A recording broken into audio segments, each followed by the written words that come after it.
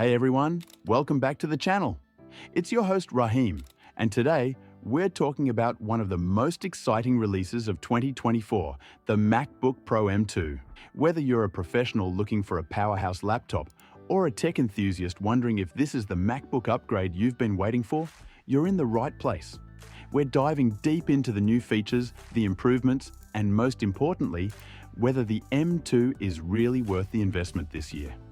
Furthermore, we will also be talking about whether the older M1 model is capable enough and could be considered to save some money for accessories.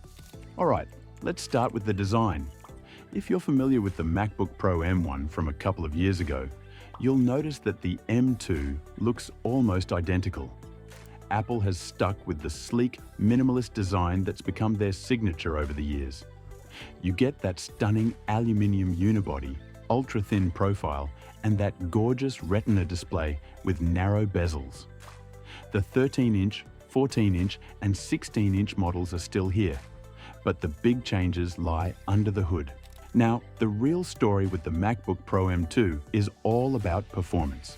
The M2 chip, Apple's second-generation silicon, is a big leap forward compared to the M1. The M1 already impressed us with its performance. Suddenly, MacBooks were fast, efficient, and longer-lasting. But the M2 is built to do even more. For starters, the M2 comes with up to 12 CPU cores and up to 19 GPU cores, compared to the M1's 8 CPU and 8 GPU cores. This means that tasks like video editing, 3D rendering, and even gaming are going to be faster and smoother than ever before. In real-world performance, this makes a huge difference. Apple claims the M2 is around 20% faster in CPU tasks and up to 35% faster in GPU-heavy applications compared to the M1. This means the MacBook Pro M2 is not just faster at basic tasks, but it's also much more capable when it comes to handling professional-level workloads like video production, software development, and even AI or machine learning tasks. Consider subscribing if you are finding this review helpful to grow as a family together.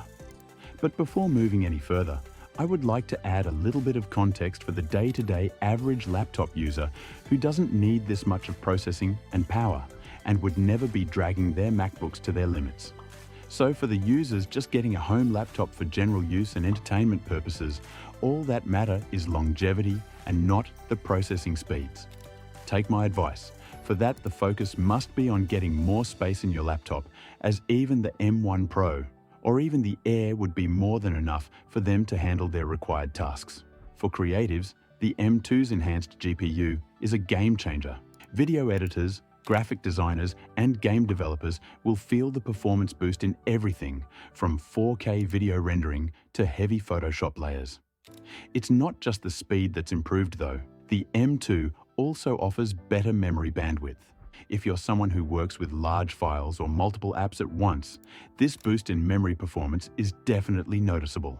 But let's talk about battery life, a feature that's always been a big selling point for the MacBook Pro. The M2, like the M1, delivers incredible efficiency. Apple promises up to 20 hours of battery life, and in real-world use, the M2 holds up impressively well. Whether you're streaming video, working on documents, or running more intensive software, you're getting a full day's work without scrambling for a charger. While it's not a huge difference over the M1's battery life, the M2 still manages to squeeze out a bit more efficiency, which is great if you're always on the go. Now, one thing that Apple did improve with the M2 model is the display. The MacBook Pro M2 features a Liquid Retina XDR display that's 25% brighter than the M1 model, with a peak brightness of up to 1600 nits. This makes a big difference, especially if you're working in bright environments or if color accuracy is important to you.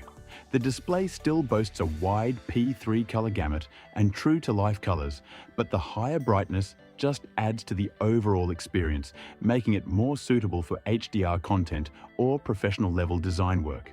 Before moving forwards, kindly subscribe, because why not?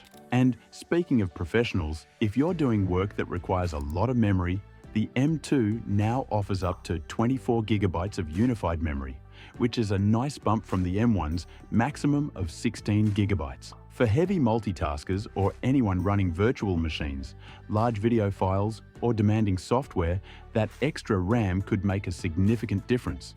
You also get faster memory bandwidth, which means smoother performance across the board when working with large datasets or high-resolution media.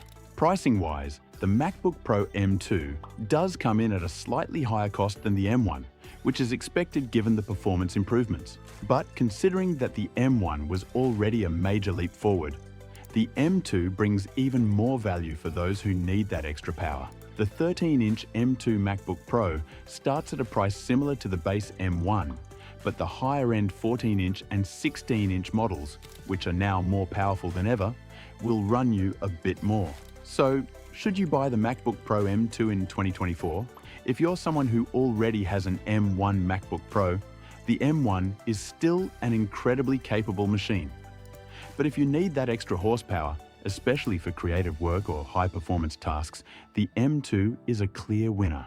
For professionals, it's the type of upgrade that's well worth considering, and for anyone upgrading from an older Intel-based MacBook, the jump to M2 will feel like night and day. To sum it up, the MacBook Pro M2 is a fantastic machine that builds on everything the M1 got right and pushes the limits even further. Whether you're editing videos, designing 3D models, or just need a powerful laptop for your everyday tasks, the M2 won't disappoint. But if you're not in need of all that extra power, the M1 still offers incredible value and performance. What do you think? Is the MacBook Pro M2 your next laptop, or are you sticking with the M1 for now? Let me know in the comments below. Don't forget to like this video if you found it helpful, subscribe for more tech reviews, and hit that bell so you never miss an update. Thanks for watching, and I'll see you in the next one. Until then, stay curious and keep exploring.